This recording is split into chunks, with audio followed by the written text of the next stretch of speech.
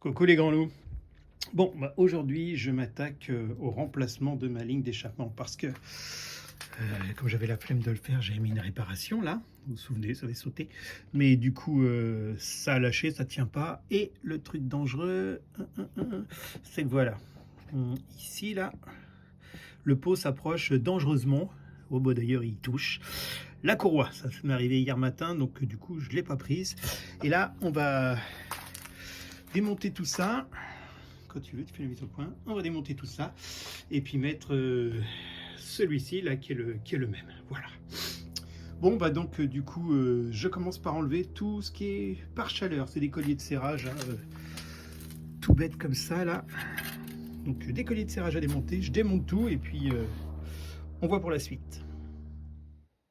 Bon, alors ça c'était super simple, hein, il suffit d'avoir un tournevis et puis du coup on se retrouve avec ça. Alors petit truc génial, mais je suis sûr que ça n'a aucun rapport. Là, sur les colliers de mon 48, ça commence à se voir, c'est écrit 48. Je suppose que c'est du hasard, quelqu'un pourra me le dire, mais bon, voilà. Et puis, du coup, je ne sais plus si je vous l'ai montré, mais celui-ci, qui était à l'origine sur cette partie-là, celui-là, voilà, bah, du coup, là, j'ai dû le remplacer par un autre qui est moins bien, qui est moins ajusté, parce que c'est pas la même génération. Parce que, regardez, ce qui tient les colliers, mais il y en a deux qui ont sauté. Et aller ressouder ça sur un truc chromé, pour le moment, je n'ai pas encore trouvé. Donc, ça reste là, avec une autre pièce de rechange en attendant. Bon, voilà, ça c'est démonté. Je démonte les silencieux maintenant, et puis après, on continue. Ah, puis il y a aussi faut que je fasse un repère avant d'enlever cette réparation, histoire de savoir comment leur filer à souder à quelqu'un. On continue. Bon, du coup, au passage, hein, le silencieux, pas dur à retirer. Il a une vis ici et... Je sais pas si il y a quelque chose dans mon bazar. Voilà.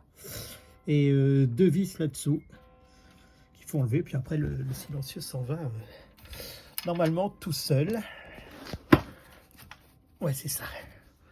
Je sais pas si vous le voyez bouger. Hop là. Voilà. Bon, après... et ben ça sort tout seul. Voilà.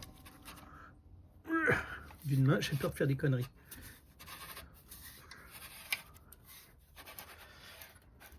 Ça c'est du live, hein, les gars. Regarde donc. Voilà. Bon, là, c'est énorme, c'est lourd. Et voilà, ça s'enlève tout seul. J'ai le modèle sans joint. Je vais démonter le deuxième. Bon voilà, silencieux et par chaleur démonté. On a du bol. Alors sur cette génération-là, il y a un tube de liaison entre les deux pots. Bah, d'ailleurs, c'est lui qui est pété. Hein. Mais coup de bol, il n'est pas pris là au milieu. Du coup, il reste à sortir ça, les deux vis qui sont là, et deux qui sont nettement moins accessibles là devant. Alors pour l'histoire, au début, c'était grippé complètement. J'ai appelé Arlin en leur disant comment je fais. Est-ce que je vous l'amène pour que vous me dégrippiez ça? Oh, c'est compliqué, si ça pète, il faut refaire la culasse. Ouais, super. Du coup, vous me l'amenez et vous me la laissez quelques jours qu'on voit ça. Bon, grâce au WD-40, j'ai réussi à dégripper ça. Enfin, ça fait un petit moment, mais je vais réessayer là. Normalement, ça devrait sortir, parce que sinon, on est mal. Et puis, au passage, il faut que je fasse gaffe à... Voilà. Aussi aux sondes lambda qui sont... je sais pas si vous la voyez bien, là, au bout de mon doigt. Une sonde de lambda, tiens, on la voit mieux ici. Là, qui est accrochée au pot, là. Ici, donc, il faut arriver à desserrer ça avant de sortir le pot. Bon, ben voilà. On continue petit bricolage. Du coup, en démontant, j'ai vu qu'il y avait autre chose de cassé. Voilà. Ici, là, c'est une patte qui tient le collecteur ici. Alors, gros coup de bol, c'est une qui s'ouvre en deux, donc du coup j'aurais pas besoin d'attendre de récupérer une nouvelle bague comme ça. Donc voilà, c'est pété. Alors forcément, ce tube là devait être un peu moins bien tenu, donc j'imagine que ça a fini par jouer ici là. J'en sais rien. Bon, elle a 2014, 12 ans, mais elle a fait que 6000 km hein, pendant les 10 premières années, donc bon, je sais pas. Bref, ça pète. Là, je crois que je me suis bien débrouillé. Les vis ici, celle-ci reste à démonter, mais celle d'en dessous, là, qui est derrière le fil. On n'y voit rien ici. On n'y voit rien du tout. Comment on fait, toi? Hop. Voilà. Là, ce qui est au bout, j'ai galéré parce que pour y accéder, pouh, en plus c'est celle-là qui a été grippée, puisque c'est elle qui se prenne toute la flotte devant. Bon bah, allez, j'ai plus que 2 vis à enlever en haut là, mais j'enlève ça. Bon, bah le pot est démonté, il me restera plus qu'à enlever. Bah, donc là il est séparé ici, hein, il devrait être ajusté ici. Et ça, c'est la patte qui est cassée. Enfin, juste son support. Donc je peux la récupérer. Et là, il me reste juste à défaire. Vous voyez, il y a un serre-clip et une bride. Donc ça, je les démonte pour les remettre sur le nouveau pot qui est là-bas. Et puis voilà à quoi ressemble la moto maintenant. Il y a ça qui est coincé, je verrai comment je fais. Et puis du coup, les sondes lambda, c'est ça. Voilà, c'est ces petits trucs-là. Et celles-ci qui se remettent dans le pot avant de leur fixer. Ou au pire, elles se débranchent de l'arrière, mais bon, comme c'est encore gavant, je vais essayer de les rebrancher directement en présentant le pot devant. Voilà, et puis... et on rattaque. Bon, bah ça sera la même chose dans l'autre sens. Hein. Si j'ai des trucs super, je vous montre. Et puis, mes petits écrous bien rouillés que j'ai enlevés. Voilà, rien de plus. Allez, on remonte ça et je vous montre après. Bon, le nouveau pot est prêt à être mis avec à chaque fois le petit truc qui bloque là et la bride, comme ça ne passe pas. Grâce à ce petit bloqueur, l'autre est bien rouillé. Bon, le truc avant il prend cher. Et puis du coup, j'ai enlevé, vous voyez ici, cette barre là, elle vient ici pour pouvoir passer le pot. Il n'y a que ça là que j'ai pas réussi à démonter pour le moment. Bah, je vais voir si en mettant le pot devant, ça reste accessible. Et j'ai eu besoin pour tout ça de clés de 13, de 15 surtout, avec on a essayé différentes longueurs, parce que pour accéder à la vis qui tient le pot d'échappement, la vis à l'avant, c'est galère, donc j'ai alterné qu'un peu tout ça. Et puis voilà, et du 15 là-dessous, du 13, voilà, très souvent. Et ça fonctionne.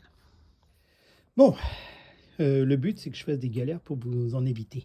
Du coup, cette sonde de lambda là, vous voyez, celle qui va ici, bah, il n'y a pas le choix, hein, il faut la débrancher de l'autre côté, mais alors c'est super simple, hein, je vais vous montrer.